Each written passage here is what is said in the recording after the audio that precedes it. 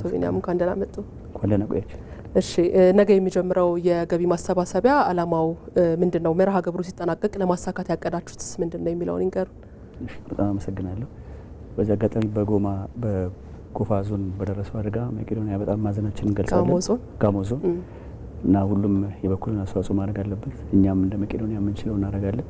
ለራሳችን ማየት አለብን። ቤተሰቦቻችን ቢሞቱብን ቢፈናቀሉብን መንፈሳዊ ግዴታችንን በዚህ አጋጣሚ እንድንወጣ ጥሪ ያቀርባለሁ። እሺ ቅድም ወይዘሮ ሰላማዊት ሲናገሩ አይቻለሁና ኢሚግሬሽንና ዜግነት ጉዳዮች ዛሬ በመቄዶንያ ማዕከል መጥተው ያደረጉት ትልቅ ድጋፍ እጅግ አድርጌ አመሰግናለሁ። እግዚአብሔር ይስጥልን። ከዚህ በፊት የሚያግዙ ናቸው። ወይዘሮ ሰላማዊትን ኃላፊዎችን መስሪያ ቤቱን በጣም እናመሰግናለን። በቅርቡም እንደውም አርቲፊሻል ኢንተለጀንስ እንደዚሁ የ1 ሚሊዮን ድጋፍ አድርገዋል።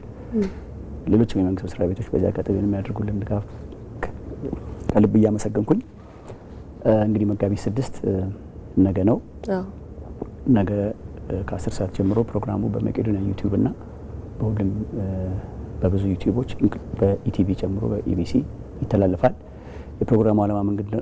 እንግዲህ ባለፈው እንደምታሰቡት መቅደላዊት በሰይፉ ፋንታውን አስተባባሪነት የዛሬ ዓመት ትልቅ የገቢ ማሰባሰቢያ አድርገን ነበረ።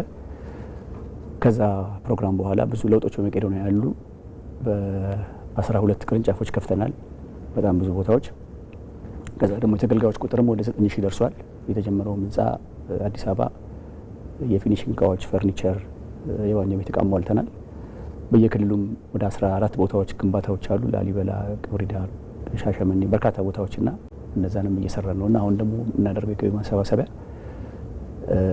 አዲስ አበባ ያለውን ህንጻ ለመጨረስ የመጨረሻ ፈንድሬዚንግ ነው። በየክልሉም የተጀመሩ ህንጻዎችን ለማጠናቀቅ በተለይ አዲስ አበባውን የመጨረሻ ፈንድሬዚንግ ለማድረግ ነው። እንግዲህ መቄዶንያ በቀን ከ3 ሚሊዮን ብር በላይ ወጪ ያለው ቋሚ ገቢ የሌለው ድርጅት ነው እና ሰዎች የመንግስትና የግል ተቋሞች፣ ህብረተሰቡ፣ ሁሉም ተማሪዎች ሳይቀሩ በጉልበት በገንዘብ የሚያግዙት ነው። በመንግስት በኩልም ጥሩ ድጋፍ ነው። በህብረተሰቡም በሃይማኖት አባቶች በተለይ ድጋፍ ያደርጋሉ። ዶክተር አብይም የዛሬ 6-7 ዓመት ማዕከሉን ጎብኝተው እንደውም የገቢ ማሰባሰቢያ አድርገው በጣም የማይረሳ ነገር አድርገውልናል። ወደ 22 የመንግስት የልማት ድርጅቶችን አስተባብረው ወደ 40 ሚሊዮን ብር ድጋፍ አድርገውልናል። እሳቸውንም በዚህ አጋጣሚ ማመስገን እወዳለሁ። አሁንም በሚኖረው የገቢ ማሰባሰቢያ የበኩላቸውን አስተዋጽኦ እንደሚያደርጉ ጥርጥር የለኝም። ከዛ ውጪ ሚኒስትሮች፣ ከንቲባ አዳነች አቤቤ፣ የክልል ፕሬዚዳንቶች፣ የልማት ድርጅቶች መንግስት እያደረጉት ያለው ድጋፍ በጣም ጥሩ ነው። የሚወገዱ እቃዎች፣ የቆዩ የተቀመጡ ንብረቶች ምሳ ማብላት፣ በሙያ በመስሪያ ቤቱ ሰርቪስ እያገዙ ነውና ህብረተሰቡ ደግሞ ቅድም እንደተገለጸው ሰውን ለመርዳት ሰሞን በቂ ነው በሚለው ሁሉም ሰው በተለይ እንደ እውነት ለመናገር ምንም ገንዘብ የሌላቸው ድሆች ሰዎች ናቸው እንደውም የበለጠ አስተዋጽኦ እግዚአብሔር በድሆች ላይ አድርጎ እየሰራ ነው ያለውና እግዚአብሔር የሚሰራበት በረከት ያለበት ቦታ ነው መቄዶንያ እና በየቀኑ እድገት የሚያመጣ ሰዎች እስካሁን የረዱ ሰዎች ደስ ሊላቸው ይገባል። እውነት ለመናገር በ40 ሰው የተጀመረ ድርጅት ዛሬ በየቀኑ ሰው እየገባ በየወሩ አዳዲስ ብራንች እየተከፈተ ነው ያለው። በትንሽ ወጪ 3% አስተዳደራዊ ወጪ እንደው እውነት ለመናገር መቄዶንያ 9000 ሰው ማለት ቀላል አይደለም። 9000 በሽተኞች ናቸው። አልጋ ቁራኛ ሰው ነው መቄዶንያ የሚረዳውና የአእምሮ ህሙማን ናቸው። በቀን 2 ኮስተር ባስ ሐኪም ቤት ይሄዳል።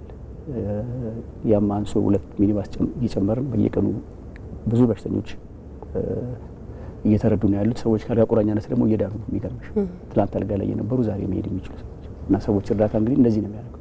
ጎዳና ያሉ ሰዎች በጥሩ ሁኔታ እየኖሩ ነው። ጎዳና ኑሮ ከባድ ነው። ክረምት ላይ ሰዎች ይሞታሉ። ሲስተማው ሐኪም ቤት የሚወስዳቸው የለም። ሴቶች ይደፈራሉ። ደግሞ ቀን የሰበሰቧት ይዘረፋሉና መቄዶንያን የሚረዱ ሰዎች እነዚህ ነው የሚያግዙት ማለት ነው። በተለይ አልጋ ቁራኛ ሰዎችን መርዳት ምን ያህል ከፈጣሪ ዋጋ የሚያሰጥ ነገር ነውና እስካሁን የረዳችሁ ደስ ይላችሁ ይገባል። መቄዶንያ በጣም ብዙ ሰው እየረዳ የተጎዱ ሰዎች እየዳኑ ነው። ቅርንጫፍ በየጊዜው እየተከፈተ ነውና አሁንም ደግሞ በጊዜው በቀጣዩ የበለጠ እንዲያግዙ እንፈልጋለን። ነገ የሚጀመረው የገቢ ማሰባሰቢያ እስከ መቼ ድረስ ነው የሚቆየው? ነገ የሚጀመረው የገቢ ማሰባሰቢያ 10 ሰዓት ይጀመራል። ምናልባት ቀኑን መወሰን አንችልም፣ እያየን ትንሽ ጊዜ ይወስዳል። ህብረተሰቡ ግን በተለያየ መንገድ እንዲያግዝ መጀመሪያ ቢያንስ ዩቲዩቡን ማየት ራሱ አንድ ጥሩ ነገር ነው።